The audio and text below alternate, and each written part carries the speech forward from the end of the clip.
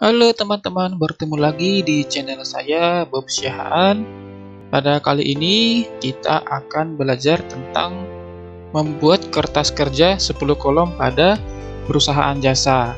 Nah, topik pembahasan kita kali ini dibagi atas dua, yaitu yang pertama format kertas kerja 10 kolom dan yang kedua adalah contoh kertas kerja 10 kolom, di mana soal yang kita masih gunakan pada video kali ini merupakan soal yang berada pada video-video sebelumnya. Namun sebelum dilanjut, jangan lupa di subscribe, di share, dan di komen ya teman-teman terkait dengan kertas kerja yang akan kita lakukan pada kali ini. Nah, kita ke format yang pertama, yaitu format kertas kerja 10 kolom. Nah, jadi sebelum kita lanjut, sebenarnya format kertas kerja itu tidak hanya 10 kolom ya teman-temannya. Ada yang 6 kolom, ada yang 8 kolom, ada 10 kolom, dan yang 12 kolom. Nah, kalau seandainya 6 kolom, berarti yang ada hanya neraca saldo setelah penyesuaian, laporan laba rugi, dan neraca. Kalau seandainya 8 kolom, maka yang ada neraca saldo, jurnal penyesuaian, laporan laba rugi, dan neraca. Jadi di 8 kolom,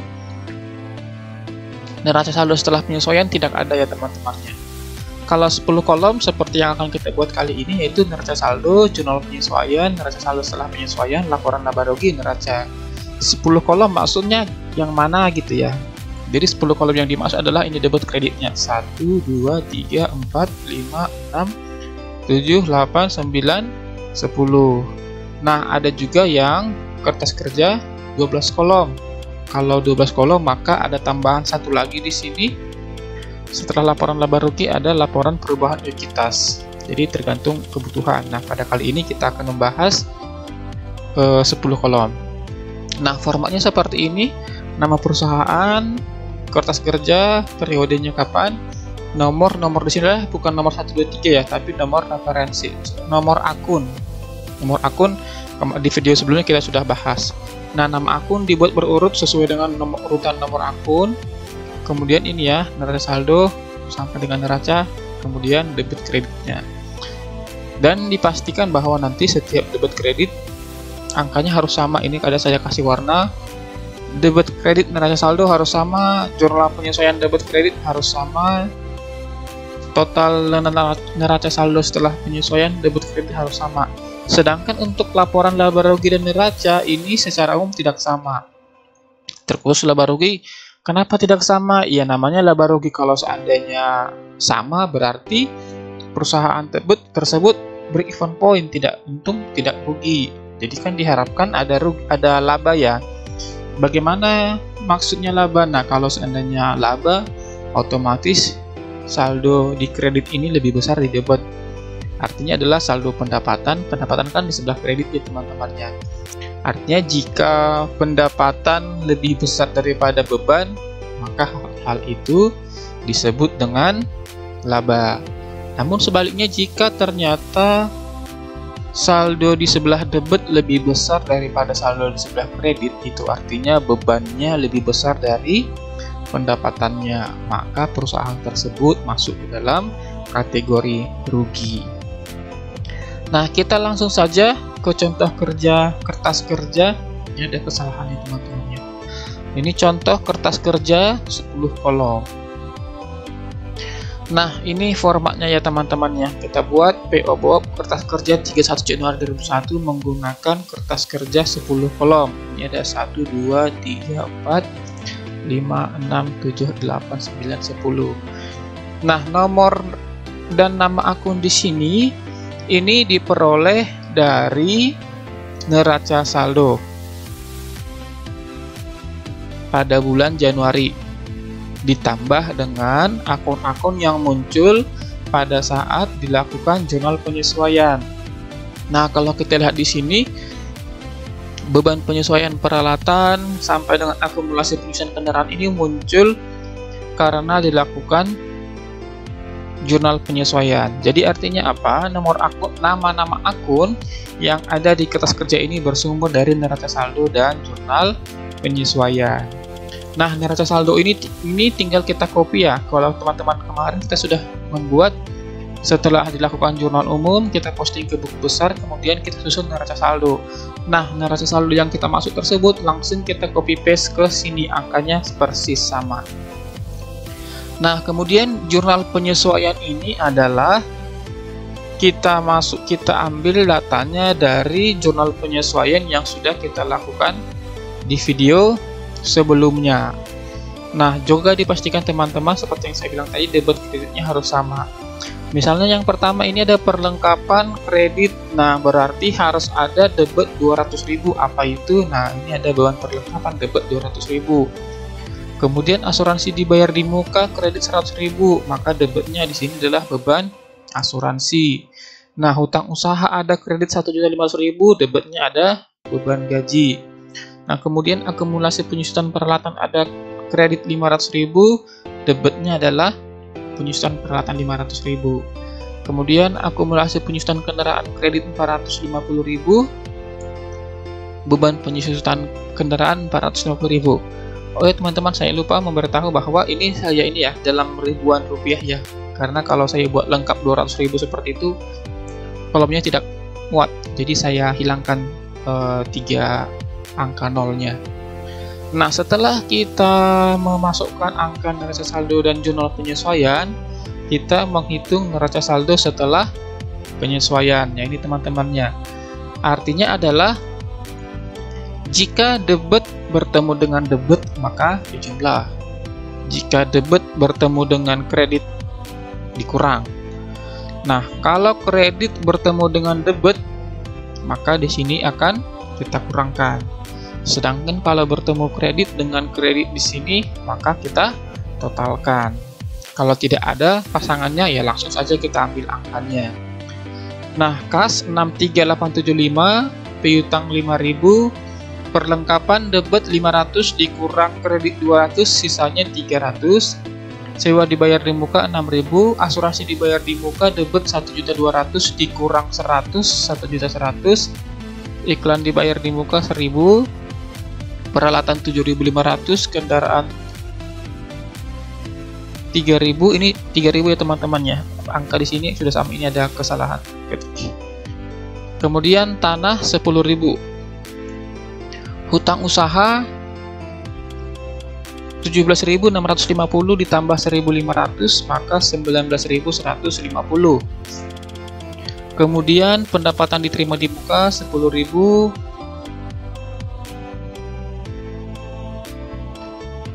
Nah, kemudian kita ke modal 53.000, prive atau drawing 1.000, pendapatannya 23.000, beban ATK 400, beban gaji 4.500 ditambah 1.500, 6.000, beban air listrik telepon 675, beban penyusutan peralatan 500, penyusutan kendaraan 450, beban asuransi 100, beban perlengkapan 200, akumulasi penyusutan peralatan kredit 500, dan akumulasi penyusutan kendaraan kredit 450.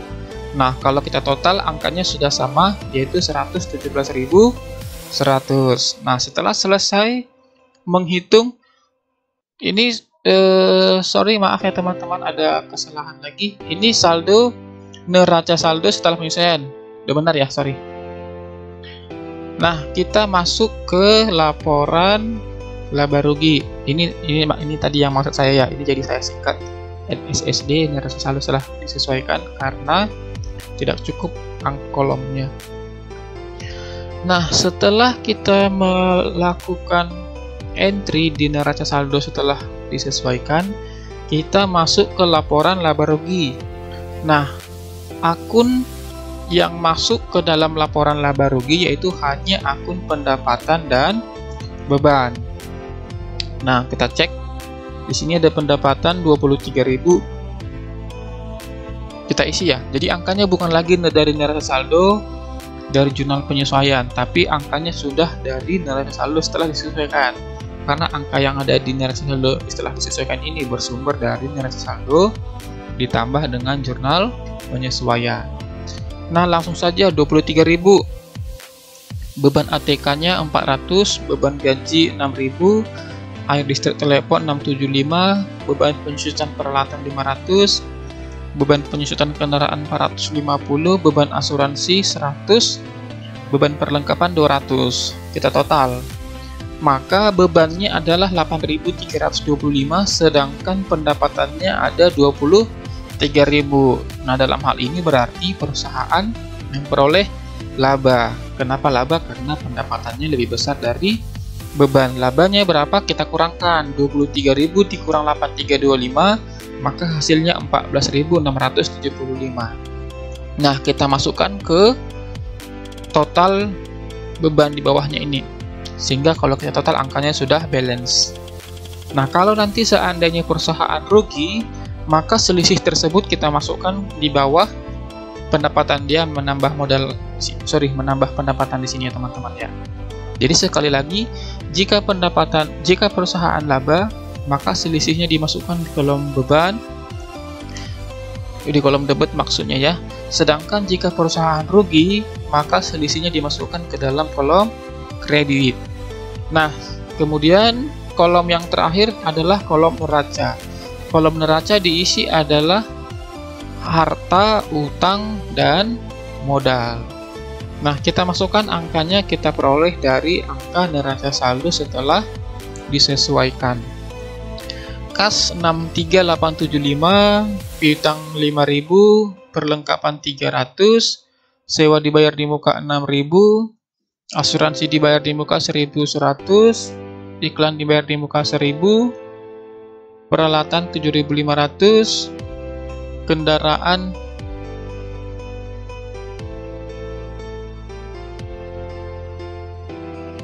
13.000, tanah 10.000. Hutang usahanya 19.500, pendapatan diterima di muka 10.000, hutang di bank 11.000, modalnya 53.000, sedangkan prefernya 1.000. Nah, ini jangan lupa ya teman-temannya.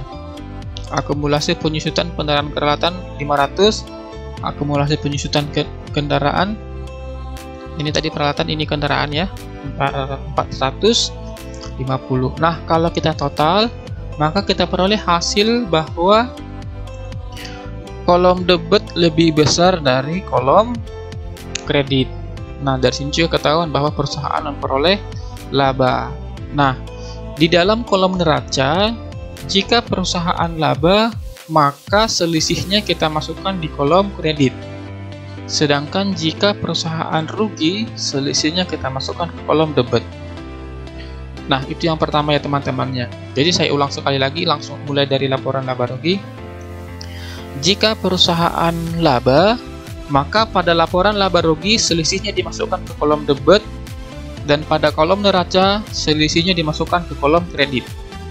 Sedangkan jika perusahaan rugi, selisihnya pada laporan laba rugi dimasukkan di kolom kredit, sedangkan pada kolom neraca selisihnya dimasukkan ke dalam kolom debit. Yang kedua adalah jumlah selisih pada laporan laba rugi harus sama dengan jumlah selisih pada laporan neraca ini. Jadi ini ya teman-teman, 14.675 harus sama dengan 16.75. Sama dimaksud bagaimana? Nah, ini kalau kita total angkanya udah sama, 23.000, 108.775, 108.775. Jadi seperti itu ya. Tidak boleh di sini 14.600, di sini 14.700, berarti ada yang salah di atas ini. Itu harus seperti itu ya. Jadi nanti teman-teman kalau mengecek hasil sendiri, hasil kerja sendiri seperti itu. Kalau udah sama di sini, kemudian debit kredit setelah ditotal sudah sama, maka kertas kerja yang dibuat oleh teman-teman sudah selesai. Dengan demikian berarti berakhirlah sudah pertemuan kita tentang kertas kerja 10 kolom. Sampai bertemu di video berikutnya. Terima kasih.